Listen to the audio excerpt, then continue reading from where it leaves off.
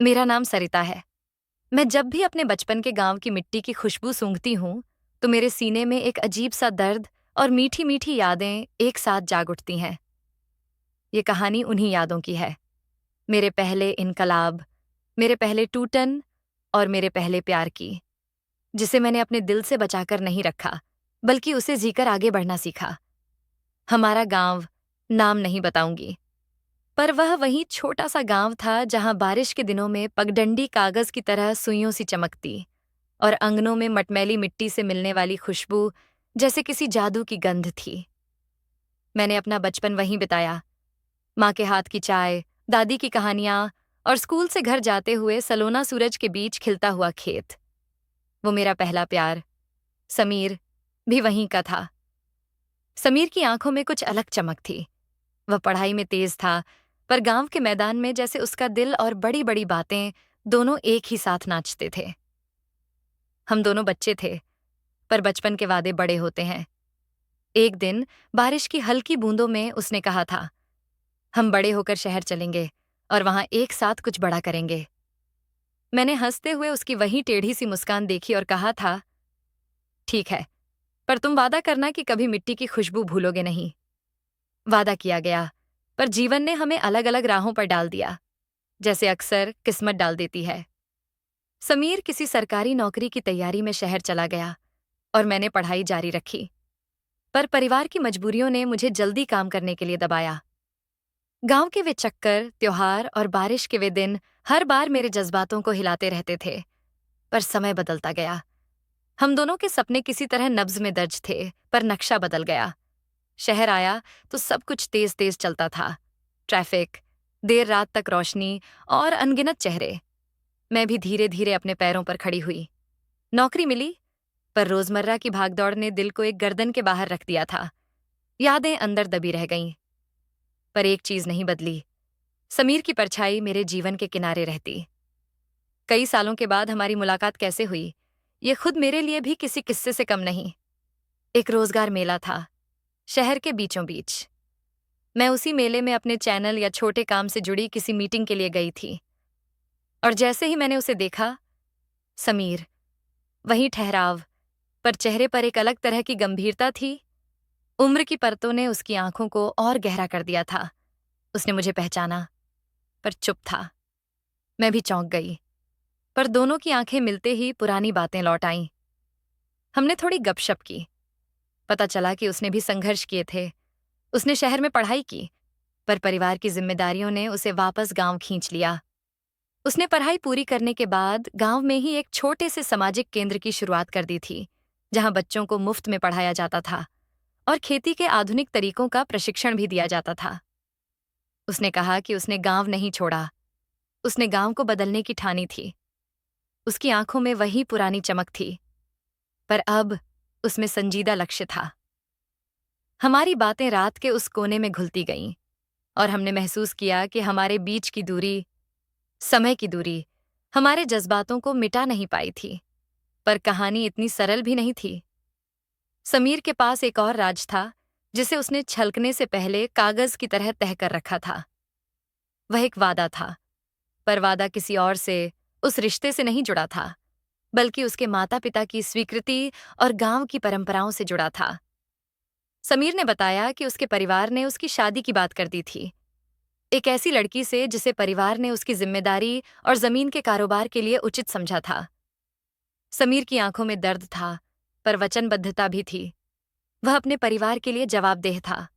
उसने कहा, अगर मैं उनके ख्यालों को न मानूंगा तो कई लोगों का जीवन परेशान होगा। उसकी बातों में लगन थी, पर उसकी आवाज क्षुब्ध भी थी। मैंने उसकी बात सुनी और अपने दिल में से एक बार फिर सवाल उठने दिया, किसी के लिए अपना सब कुछ त्यागना क्या सही है, और किस हद तक हम अपनी जिम्मेदारियों को प्यार से पहले रखते हैं। हमने एक रात लंबी बातचीत की, हमारी पुरानी बातें, बचपन की शरारतें और उन सपनों की फहरिस्त जो कभी हमारे थे। पर समय ने एक और मोड़ लाकर रख दिया। मेरे परिवार की मजबूरियां भी कुछ ऐसी थीं कि मैंने अपने करियर को स्थिर करने के लिए शहर में और मेहनत करनी शुरू कर दी। समीर ने कहा कि वह गांव में रहकर अपना काम और परिवार संभालेगा, पर उसकी आंखों पर एक सवाल था, वह क्या चाहता है। क्या वह अपने परिवार की खुशी में खुद को मिटा देगा? कई महीनों तक हम दोस्त बने रहे, पर दिल की बातों को सांसों में दबाकर रखना मुश्किल था। एक दिन मैंने उसे कहा, अगर तुम चाहो हम कोशिश कर सकते हैं, पर कोशिश तब तक असली नहीं है जब तक दोनों लोग ईमानदारी से अपने अतीत और भविष्य के साथ नहीं बैठते। उसने मेरी ओर देखा और बोला, तुम्हारे साथ हर मोड़ पर रहना चाहूंगा, पर मैं किसी को धोखा नहीं दे सकता, न अपने परिवार को, न खुद को। समीर की स्थिति मेरे लिए एक चुनौती बन गई। उसे बचपन में जो आदर्श हमने बनाए थे, उसे अब समाज, परिवार और जिम्मेदारियों के आगे कसौटी पर खड़ा होना था। पर मेरा प्यार उसने झिझक कर नहीं नकारा। उसने कहा कि वह हमेशा मेरे लिए सम्मान रखेगा, पर कुछ फैसले समय मांगते हैं। समय बीता, पर मेरे भीतर एक बेचैनी रही। मैंने अपना काम और भी सजोया, पर समीर की स्मृति हर रोज मेरे साथ थी।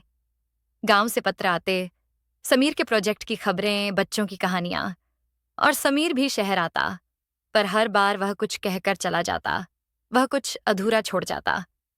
और फिर एक दिन गांव से ऐसी खबर आई जिसने मेरे दिल को घेर लिया। समीर के पिता की तबीयत अचानक बिगड़ गई। इलाज की जरूरत थी और पैसा भी।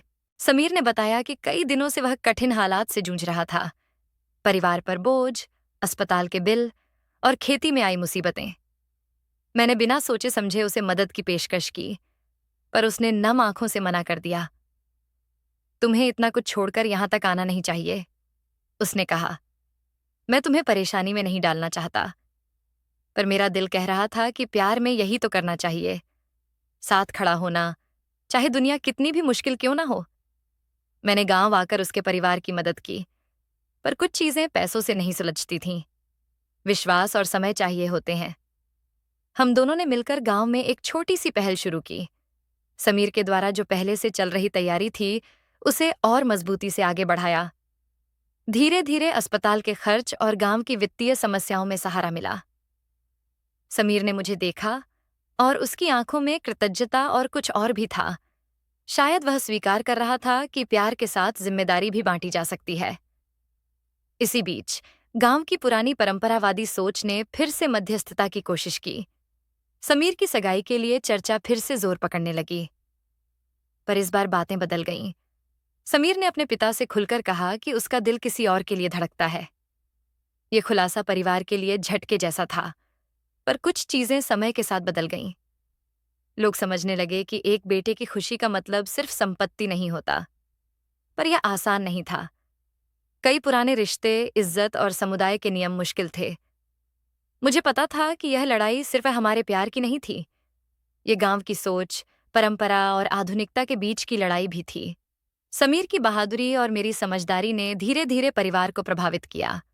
उसने जो काम गांव के लिए किया था, बच्चों की पढ़ाई, खेतों में नए प्रयोग और महिलाओं के लिए स्वरोजगार, उससे गांव वालों के भरोसे को बल मिला। लोगों ने महसूस किया कि वह सिर्फ सपना नहीं बेच रहा, वह दुनिया बदलने का प्रयत्न कर रहा था। परिवार ने देखा कि समीर अपने कर्तव्यों से भागता नहीं, बल्कि वह उन्हें नए तरीके से निभा रहा था, और इससे उनका विश्वास लौटने लगा।